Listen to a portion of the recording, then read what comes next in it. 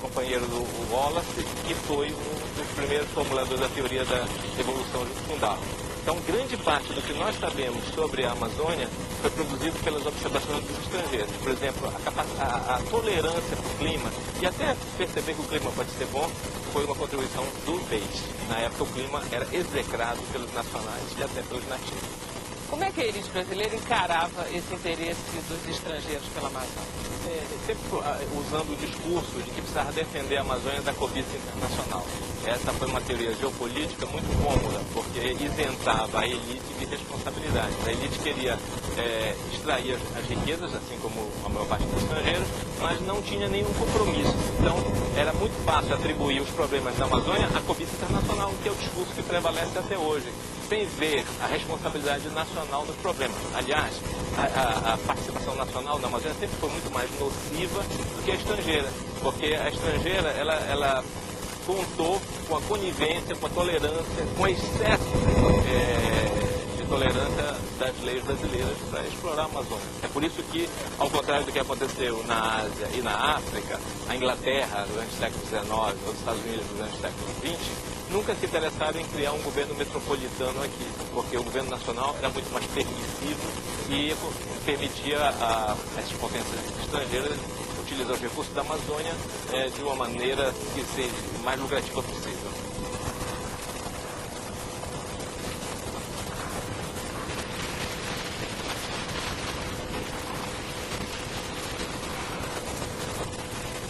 Quando Guild chega ao Brasil, ele não vai para a Amazônia em primeiro lugar, ele vem para o Rio de Janeiro. Ele vem trabalhar nessa instituição que é o Museu Nacional. É uma pessoa importante, muito bem formada, um zoólogo, mas ele vem para cá, para a capital de Quero. É aqui que ele vai ficar e vai se estabelecer.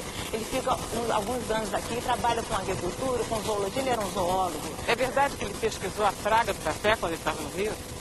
Sim, o Guild ingressou pelo ramo da zoologia aplicada, que era uma área da zoologia interdisciplinar que cresceu muito na Europa na segunda metade do século XIX, principalmente vinculada à parte de agricultura e à saúde pública.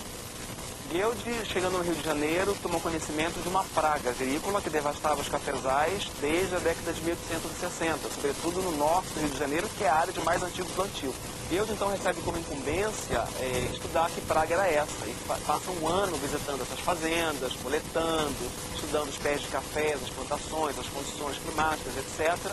E publica um trabalho importantíssimo, que se tornou referência na época, no qual ele descreve essa praga, que era provocada por um pequeno verme que se aloja na raiz do café, da planta do café, e abre também portas para outros parasitas, ácaros, fungos e outros bichinhos. E essa praga depois se verificou que é considerada uma das mais importantes pragas agrícolas da América do Sul. E ela também ataca outros cultivares, né? Existem, por exemplo, congressos científicos ainda hoje que estudam especificamente Melodogenia exígua, que é o nome do verme que o Guild descreveu. E essas pessoas, esses cientistas, cultuam o Guild assim, como uma pessoa importante que abriu portas para a relação entre agronomia, zoologia. E o que acontece? Com a República, infelizmente, os naturalistas viajantes, que era uma política do governo, e era uma política do diretor dessa instituição, que era o Ladislau Neto, eles acabam mudando a legislação e esses naturalistas, eles tinham que assinar livros de pontos, já começou a criar uma animosidade em relação a eles. Infelizmente, Guild tem que sair, ele sai, outros saíram, como Iring e como Fritz Miller, o grande naturalista que nós tivemos nesse período, que trabalhava no sul do país, e Guild foi então trabalhar em Teresópolis, ele ficou numa colônia, né, suíça. Ele vai então para Teresópolis. O que ele vai fazer em Teresópolis, o Guild? O Guild casa, ele se vê, na ocasião da sua demissão, ele se vê um pouco numa situação complicada pessoalmente, porque ele havia casado em 1889, em março de 1890 nasce seu primeiro filho, e no mês seguinte ele é demitido. Ele então passa a ser sustentado pelo sogro, que era um homem de posses. Ele tinha uma empresa de importação de produtos no Rio, inclusive com empresas com filiais na Europa, e era proprietário de uma grande fazenda, uma grande área na Serra dos Órgãos, era uma pessoa ligada à Caixa de Assistência aos Suíços, ou seja, ele agenciava, ele articulava e dava assistência aos suíços que migravam para o Rio de Janeiro. Era um líder da comunidade suíça no Rio. E o Guild, então, ele une o útil ao agradável. Ele tem o dinheiro do sogro, ele tem as terras do sogro, ele com o sogro cria uma colônia agrícola e atrai muitas famílias suíças para habitar nessa colônia. É onde hoje existe parte da cidade de Teresópolis. Eram milhares de hectares que eles possuíam nessa região.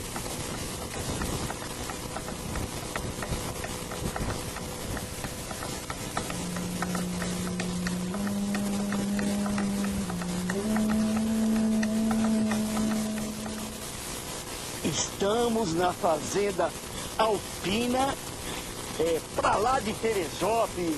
Pegamos uma estrada de barro, aqui na região serrana do Rio de Janeiro, e a Verinha vai explicar o que é que nós estamos fazendo aqui dentro. Vou explicar. Acabamos de encontrar a colônia Alpina, ou seja, a fazenda Alpina, que foi onde o Guild, em 1891, fundou a colônia Alpina. A casa está linda, está igualzinha a casa, olha que maravilha.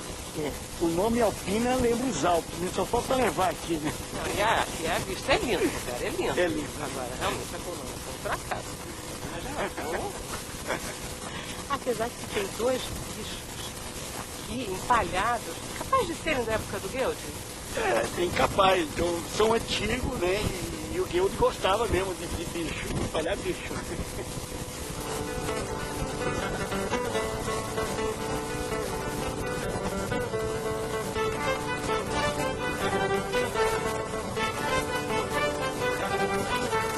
A propriedade não tinha estrutura nenhuma para receber as famílias. Não havia casa, não havia como sustentar essas famílias. E principalmente havia muita floresta. Isso fez com que os suíços estranhassem muito o fato de eles terem que derrubar a floresta para poder ter terras agricultáveis. E no final das contas, criou-se uma tensão muito grande entre o Guild e todos os colonos. Tensão que chegou a uma sublevação mesmo, um conflito armado com intervenção da polícia. E a colônia foi, no final das contas, um fracasso, né? O sogro teve enorme prejuízo e ele teve que pagar o repatriamento de todos esses suíços que vieram e a colônia acabou sendo fechada.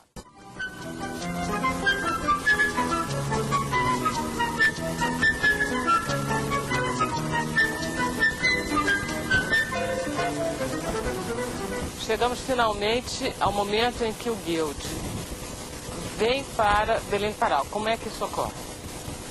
Guild está numa situação difícil quando chega o convite do governador Lauro Sodré.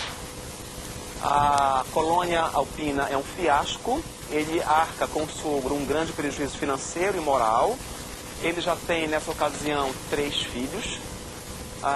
E chega nessa situação o convite do Lauro Sodré. Lauro Sodré manda um emissário, que é ninguém menos que José Veríssimo, que é um paraense que está no Rio nesse momento, para transmitir esse convite. Há um período de negociação entre o Guild e o Lauro Sodré. O que o Guild exige do Lauro Sodré, além da remuneração, é autonomia de trabalho. E o Lauro Sodré garante essas condições ao Guild. A viagem do Guild estava prevista para final de 1893, mas ele só consegue embarcar no início de 94 por causa da revolta da Armada no Rio, que fechou os portos. E é muito interessante porque o relato de viagem que ele publica sobre a mudança dele para Belém descreve a situação do Rio de Janeiro nesse momento. Os fortes destruídos, a cidade bombardeada. É muito interessante isso, dizendo que lamentava muito, que era um momento importante da República que precisava ser resolvido. Mas ele vem para Belém, chega em Belém e logo reforma o Museu Paraense, o antigo Museu Paraense, dando essa instituição um novo perfil, uma nova estrutura.